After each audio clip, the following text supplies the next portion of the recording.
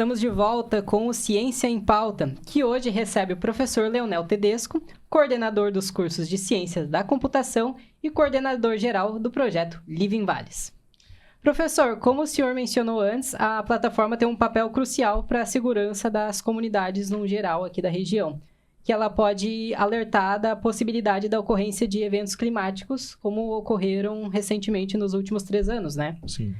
Como é que funciona esse sistema de alerta? Existe algum aplicativo que a comunidade utiliza para acompanhar? Hoje nós estamos em nível de um site. Tá? A gente está evoluindo para um aplicativo. É claro que essa página tem uma responsividade boa, tá? Se tu chegar e entrar no maisvales.unisc.br ou entrar no site de meteorologia da própria Unisc, tu tem lá uma interface boa, responsiva, tu vai conseguir ver bem os dados, né? Ele se encaixa bem no celular, né? Tu pode criar um atalho no teu celular só para aquele site, especificamente, algumas pessoas fazem isso, né? A questão de alarmes, a gente está ainda estudando um pouco mais a questão com a Defesa Civil, porque alarmes é uma coisa um pouco delicada, sim, né? Porque o alarme, ele tem a sua importância, evidentemente, né? Só que a gente tem que sempre tomar cuidado na questão de, puxa, o alarme tem que ser algo que efetivamente as pessoas prestem atenção. A gente não tem no Brasil uma cultura do alarme ou uma cultura de a gente poder, né, se mobilizar em torno de um evento climático. Eu vou dar um exemplo para vocês. Na Copa do Mundo de Clubes, aconteceram em alguns jogos, né, um alarme lá que tinha que evacuar o estádio, e eles evacuavam em 5 minutos. E os narradores brasileiros não entendiam nada. Eles diziam, mas tá limpo o céu, não sei o quê. Acham um exagero isso. Mas para outros países, isso é fundamental. Eu tenho colegas que moraram em outros países, né? Eles diziam, puxa, chegava o aplicativo e tinha sempre uma pessoa em cada espaço especializada em saber o que fazer com aquela informação. Então, nós estamos trabalhando tanto numa parte de melhorar os alarmes, pegar as referências para isso, conversar com a Defesa Civil, para pelo menos eles dizer assim, vamos supor, se dá um vento muito forte, não tivemos ainda bem, a gente não quer que o alarme seja acionado, mas está programado para dar um sinalzinho amarelo, um vermelho, se tem um vento muito forte, ou se tem uma chuva misturada com vento, alguma tempestade, ele dá um alarme nesse sentido, né?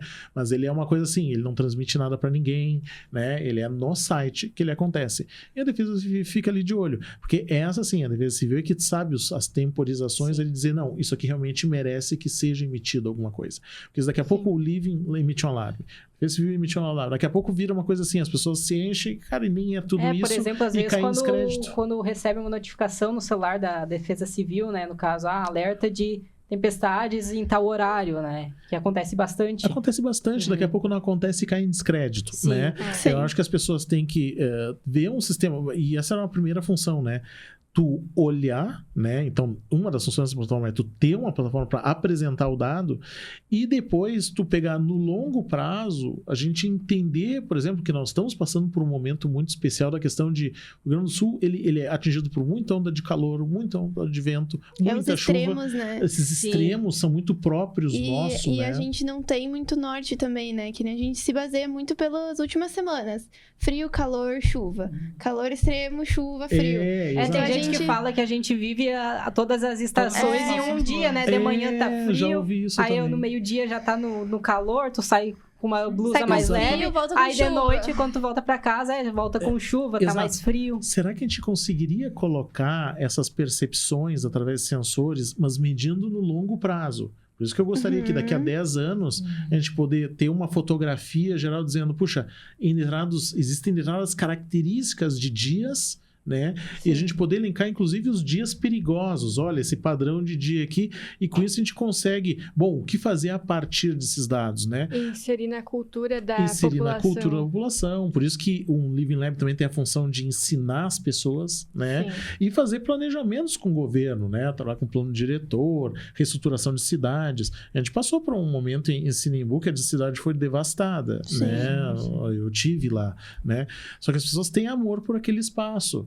mas às vezes a gente tem que fazer remanejamentos, né, no urbanismo da cidade. Isso parte de uma cultura das pessoas, né, aceitar isso, né? Aí tem a questão da especulação imobiliária, tem uma série de fatores, gente. Então, assim, os dados servem para a gente poder ter essa noção, né, trabalhar no longo prazo e saber como a gente pode, a gente ter essa oportunidade tendo essa quantidade de dados especificamente regionais e construir modelos de como é que eu posso alocar melhor as pessoas, né, de forma que, em ocorrendo aquele evento extremo, as pessoas sejam minimamente atingidas, né? E se forem atingidas, como definir planos de ação, né?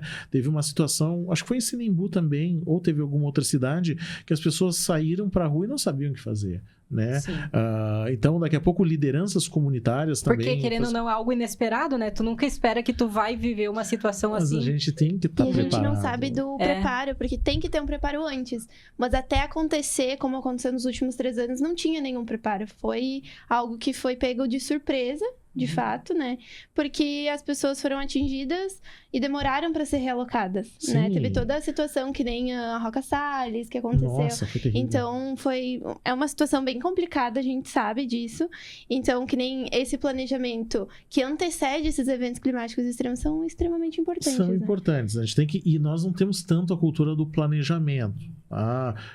Ouvi uma vez uma piada onde o japonês planeja e executa, né? O Brasil meio que deixa as coisas acontecerem, né? A gente tem uma cultura de ter governos que apagam incêndios, né? A gente não tem visão de longo prazo. A visão sempre é nos 4 anos. Isso atrapalha um pouco. Porque, de novo, tá? Quando você trabalha com inovação, a inovação tem coisas que governos e empresas não gostam, né? Alto custo e longo prazo.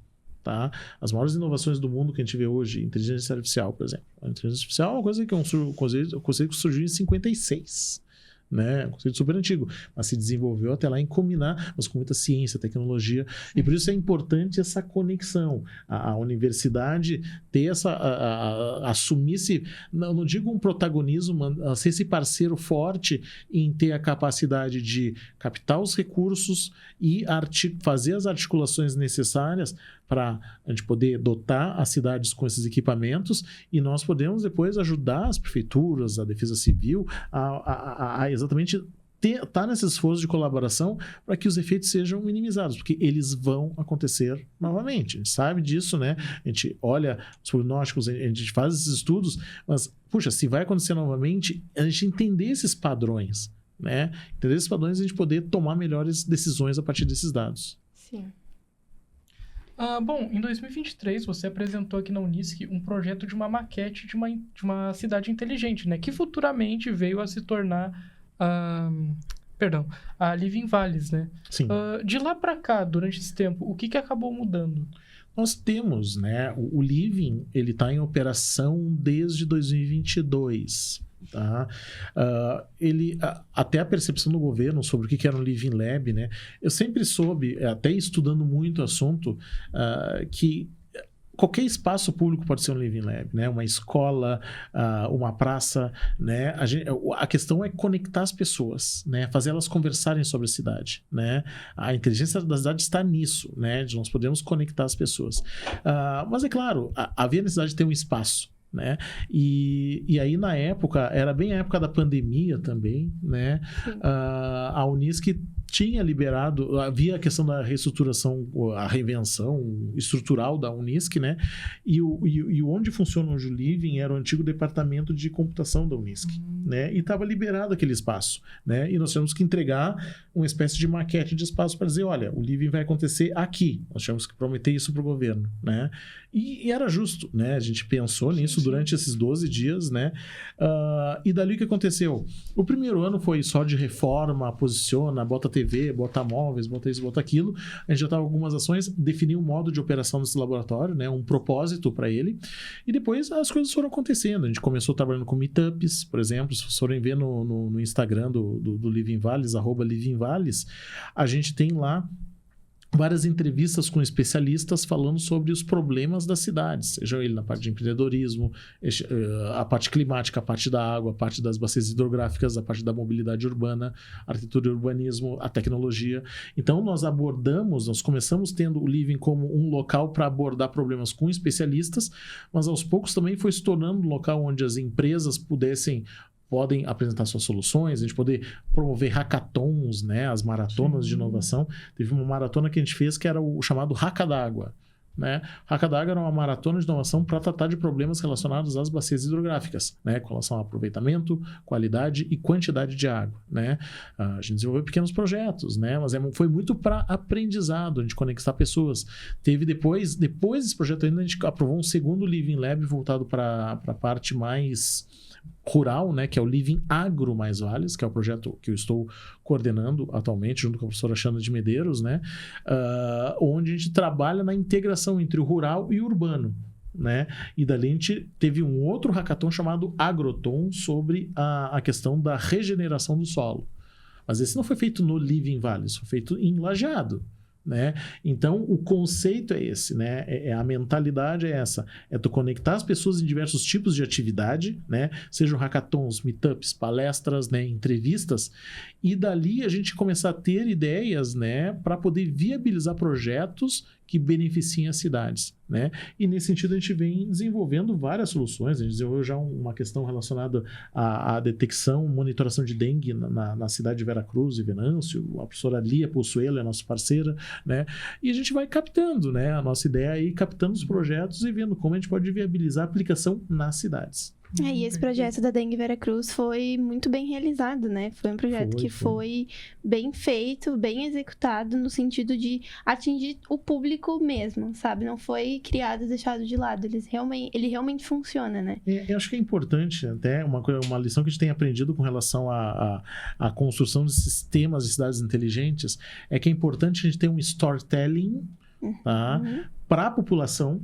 A população não precisa saber aonde exatamente tem um mosquito, mas ela tem que saber a região onde tem mosquitos. Isso é importante, isso é storytelling. Onde está tendo mosquito, de repente, o agente de saúde tem que saber, o secretário de saúde ou os especialistas.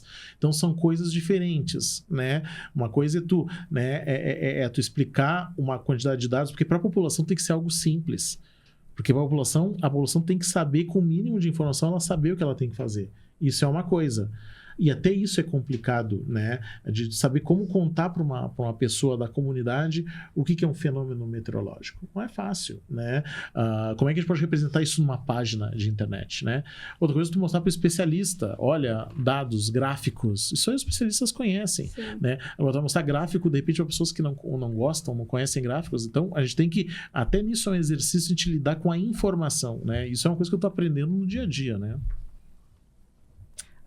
A gente vai fazer agora mais um pequenininho intervalo e a gente já volta de novo com o professor Leonel Tedesco aqui no Ciência em Pauta.